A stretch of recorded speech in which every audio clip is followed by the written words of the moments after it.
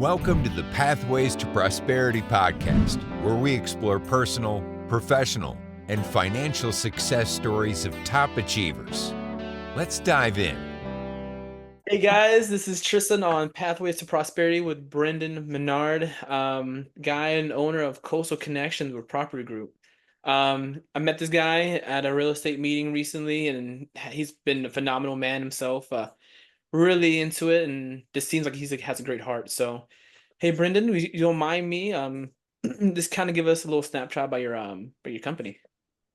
Yeah, so Coastal Connection Property Group is a real estate investment firm that I started, and my goal is to grow into the commercial space. And currently, right now, I do a lot of residential, some commercial, wholesale, fix and flips, and just ultimately connecting myself into the real estate community. And as you know, Tristan, it's a vibrant community with a lot of people that like to work together and help each other.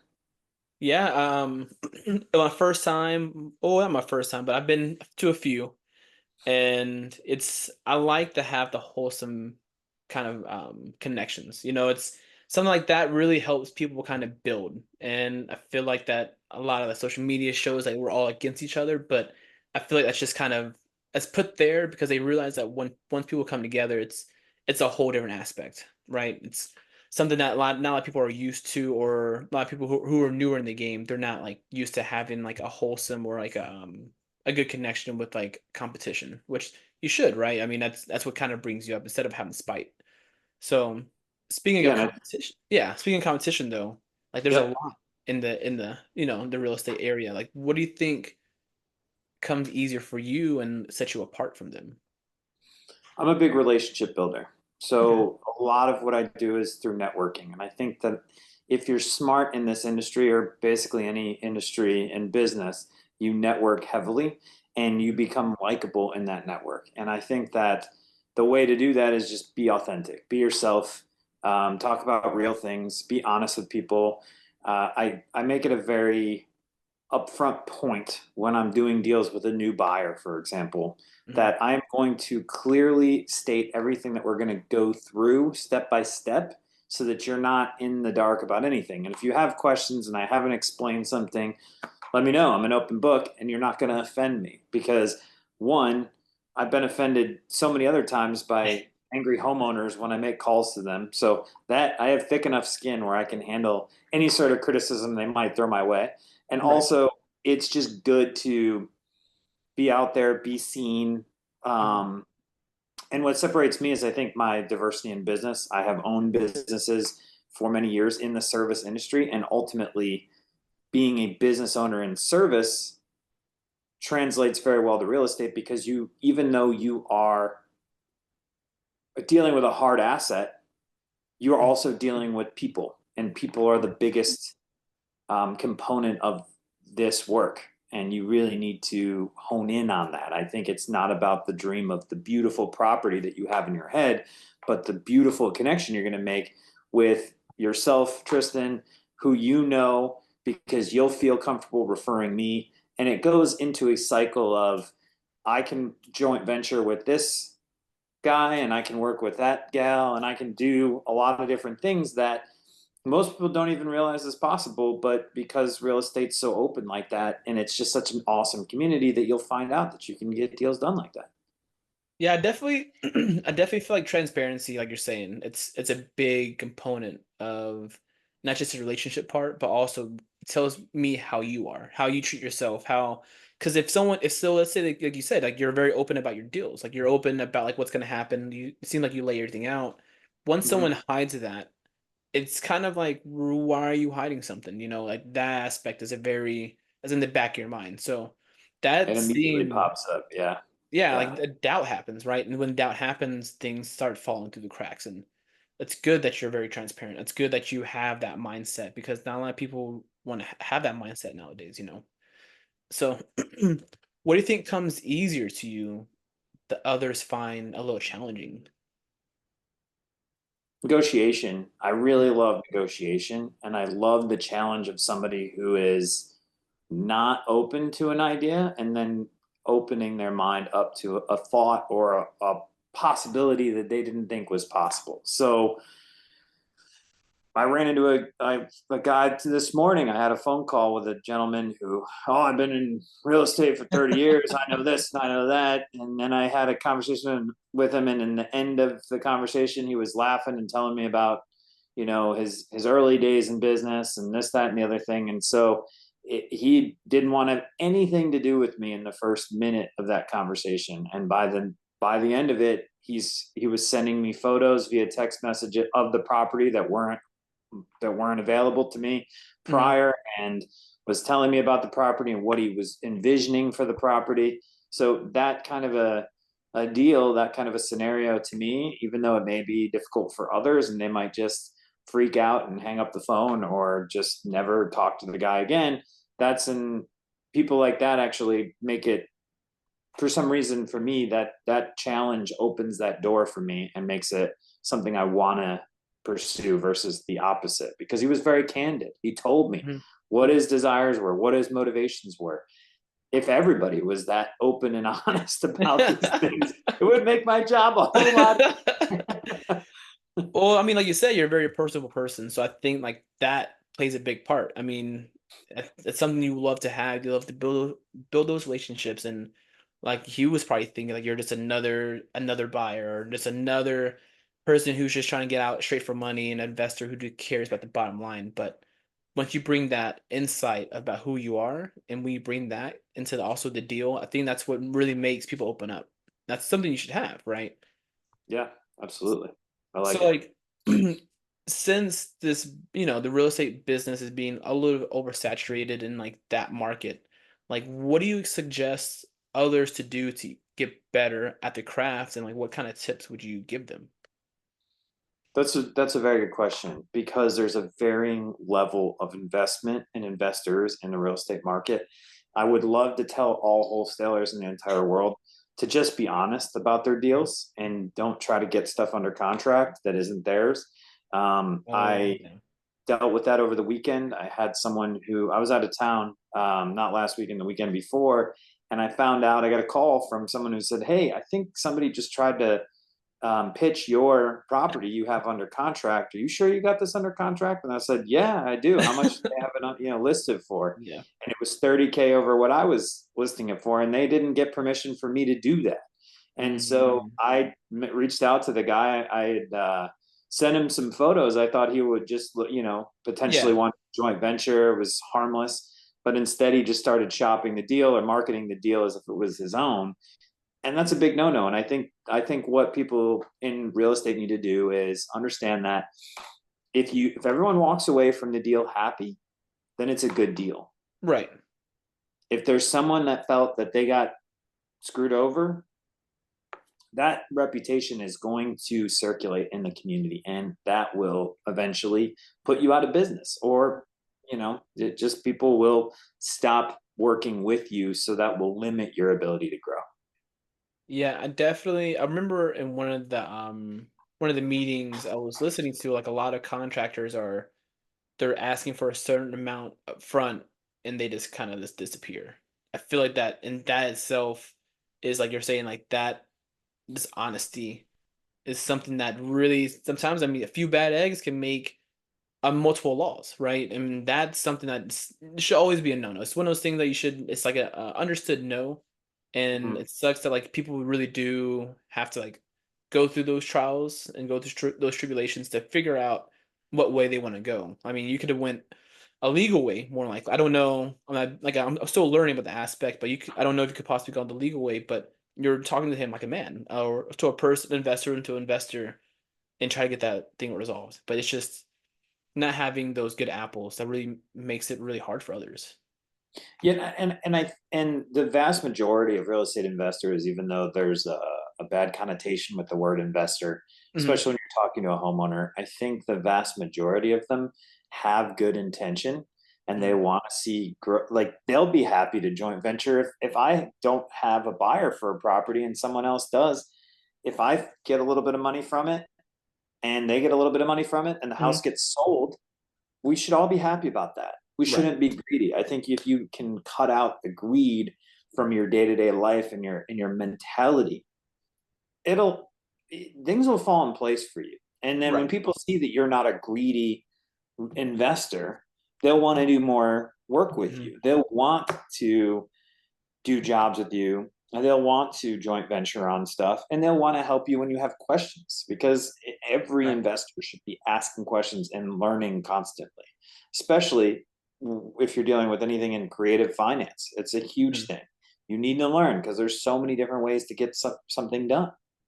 Okay. Yeah, I definitely think that's like I said, that investor word. I mean, think people think of like the big firms, BlackRock or something like that. They think of like, oh, this only thing they want is just money pinching. But I think the majority of people have good hearts and good intentions, and I think that a lot of people kind of steered away, especially after the past in 2020 and like prices going up, and prices going down for houses, then skyrocketing back up. They're asking X amount over the value, and just people are just buying them. Investors are just flipping like crazy, and I think that really like people who couldn't afford or can't afford that could have in those areas are now looking at investors and saying, "Oh, like that's all they care for." And it's really hard, right? It's really hard to get out of that mentality.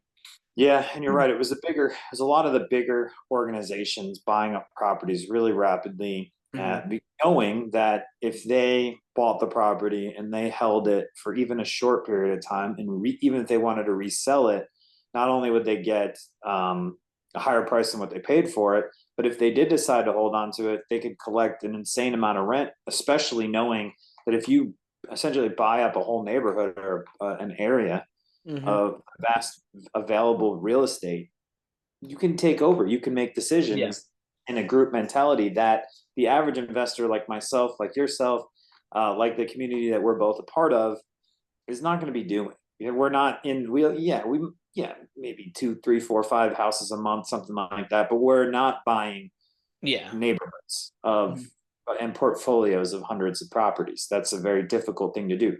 Would I would I be interested in joint venturing on some big deal like that in the Right, of future? course. Potentially, yeah, of course, because there's money to be made. But I would want to do it in an ethical way, and Right.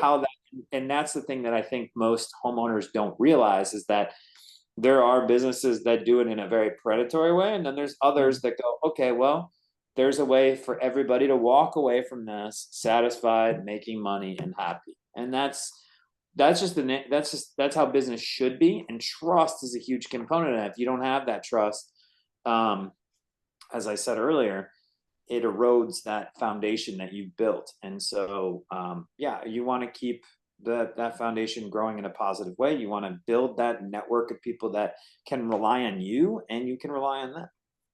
Yeah, I definitely think that networking and this understanding the backside of things is something that a lot of people they just don't want to do. They don't want to do the hard work. I feel like it's like they see the social media, they're like, oh man, like this guy, I can teach you how to flip a house within 2 months and make 15K every month. But let's be honest, like it doesn't nothing's that if it's that easy, then everyone would do it. And never they tried, Exactly. yeah, and then Exactly. it doesn't last You long. hit the nail on the head right there. If it was that Yeah. easy, everyone would do it. And I think that the internet makes it look like it's so easy to get these Yeah. things done and do these things. But how do you do it, right? What's the Mhm. question that everyone's got to ask? Oh yeah, yeah, of course I can work on that. Well, you need permits signed off on, right? So you need to know an electrician. And what if Mhm. he's busy? So you need to know another electrician, and then you know an insulation guy, and you need to know a drywall guy, and a guy that can do this and that and the other thing. And Mhm. so if you don't have those pieces and parts put together right away, just because you saw it on YouTube or you saw it on TikTok doesn't mean it's going to actually translate to your own life, because those Right. people aren't showing you 80% of the story. They're only Yeah. showing you what you would want to see. So that is a little fair warning to anyone getting into investment. Just do your research. It's doable. Mhm. Just research it and learn about it. So, understanding those trials and tribulations in that area and having things align, like, what do you think has been the biggest challenge in your career so far? Has it been recently, or was it in the very beginning of your career? Well, career in real estate or just career in general, like working I, towards. I guess we'll say more in the real estate aspect. Well, I did a when I was just talking about research, I had read and I'd been reading about real estate for years. I had been reaching out and building connections to buyers, hard money lenders, private lenders, asking them all kinds of weird questions. Mhm. And I think the biggest thing for me was figuring out what a deal is. And that is something that a lot of people don't realize. And I think you have to find upside to every deal.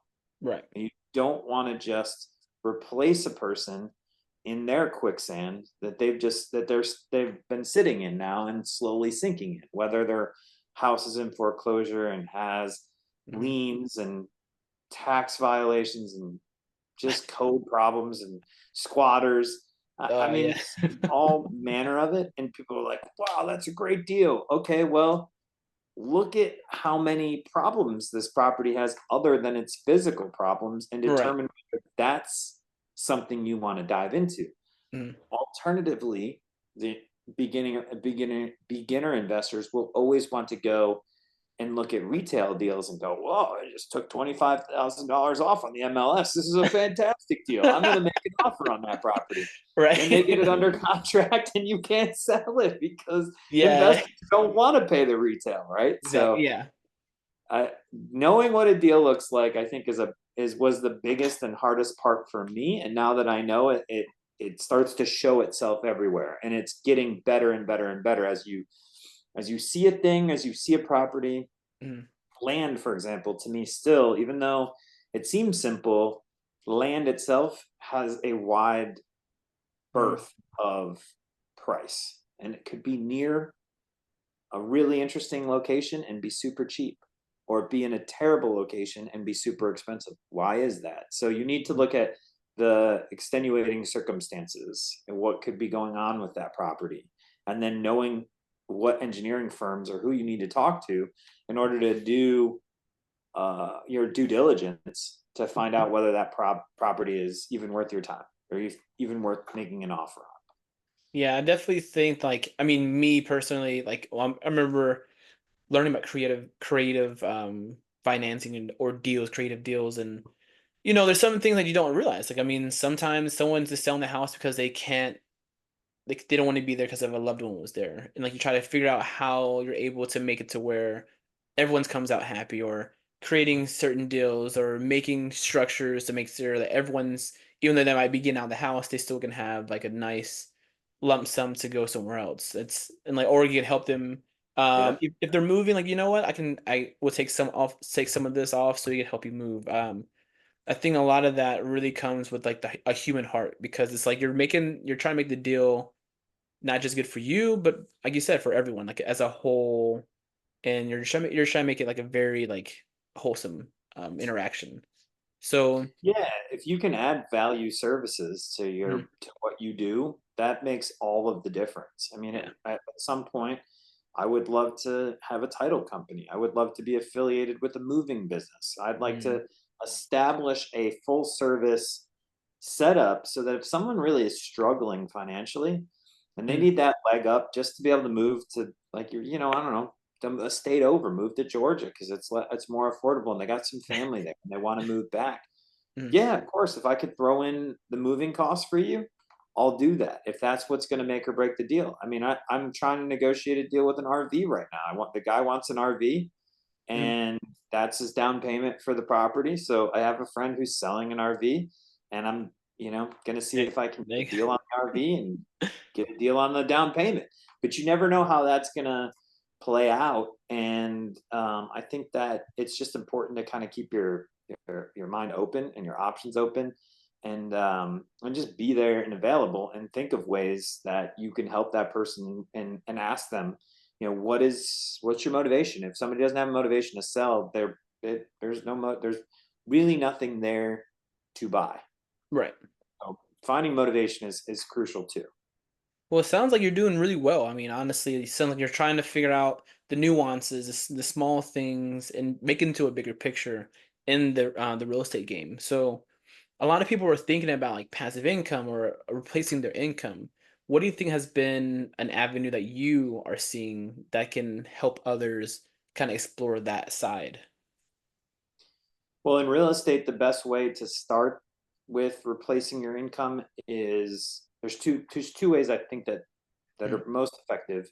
if you have a steady job and you like it, or you're on the fence about it, but it's paying you well, Right. and you're thinking about getting into real estate, keep the steady job and start collecting properties.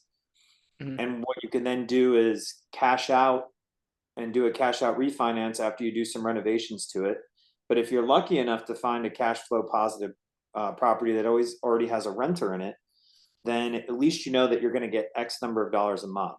And always remember that once you put yourself on title, those property taxes are going to increase. You have to factor that Yeah. into your equation as well. And if that's still cash flowing, pick up the property, because you know what? You didn't just, it's not like you just spent $200,000 in stocks and that's all you have is stock. You Right. spent $200,000 on a hard asset that you can then pull money out of and still Mhm. keep the asset. So it's at some point in the future, you know, you can pull out 70 to 80% of that in a cash out refinance and utilize that for more, to purchase more property. And Right. then in that period of time, that $200,000 property that you've probably done some work on, some renovations, you reappraise, that's been reappraised at a higher amount than what you paid for it. And then every 10 years, that cycle continues to rinse and repeat, and you will see properties increase in value. And, you know, quite Mhm. often, and in Yeah. certain areas where we are, you know, in Florida, you'll see it shoot up really quick. Yeah. So Yeah. you buy something and it will hold value, and you're more of an asset holder. But to get back to your question about replacing your income, the other way is to wholesale Mhm. properties, which means you have to set up your buyer and seller list and start sourcing properties, which is not just as easy as it sounds. You do No. have to sometimes buy lists and work those lists. And I have a VA that works for me. And so there's a process to that. And it takes work, but it pays off. And the quality is in the quantity. Everyone Mhm. thinks that the quality is all there and you just got to find those quality clients. You just want the best ones, right? We all Right. do. Yeah, But in right. reality, those great clients are in that huge list of 1,000 people that you Right. just got. You just don't know yet. So you have to work that list until you can't work it anymore. And then you move on to the next one and you move on to the next one. And the other thing is you're going to get deals from just telling everybody that you know what you do. And Right. they'll, oh, hey, I met a guy in an airport, and I got a seller Uh-huh. and a buyer in a layover. Okay, tell me that isn't insane, right? I mean, A you're seller and a buyer in a layover. you're just chatting away, and you know what? This guy, yeah, I mean, I can say you're personable, so I definitely don't doubt that. You're just talking to All I this. needed was a phone charger, and I got things done. It was like, you know what? This guy knows what he's talking about. So, after wrapping up this interview, man, do you have anything exciting for us for the next 6 to 12 months that's happening in like your personal or even real estate life? Well, in my real estate life, I got connected with an awesome foundation and they're unloading some properties so they can invest in Nice. multifamily. Okay. So I've kind of tapped into a vein of single family properties that are all going to be coming up for sale. I've three of them already assigned and under contract. Fingers crossed they go to Yeah. closing on time and do what they need to do, as you know, as we discussed earlier. But that's really exciting. And I'm working a large commercial deal that is a trailer park, and it's a Mhm. probate situation. So Nice. I was the only person that went out and talked to this guy, and we hit it off. We both happened to be from the same small town, and weirdly enough, and he'd been living there, and he told me a little secret about the property that no one else knew, and that there's a spring on it. Oh, And wow. so Oh, on the okay. property, Wow, okay. and the price he wants to sell it for is very, very reasonable. So these are some, you know, those are things though that you will run into, but you Mhm. just got to get out there and do it. Yeah, I That's feel like it. this AI stuff is not. I hate the AI. I love hearing or just being personable, come up to someone, talking to them, not being on just automatic voice. So I think that's something that you, like you said, like you wouldn't have known if you wouldn't have gone out there. You talked to him, you made a good connection, found out you guys are from the same area, and then kind of hit it off from there. So that's You really don't good. know until you go. That's Yeah, the lesson to learn. exactly, exactly. Um, well. Mr. Brendan, if you don't mind, like, how can people reach out to you if they needed to, if they want to like possibly connect with you later on? Like, well, what kind of Uh, social do you have?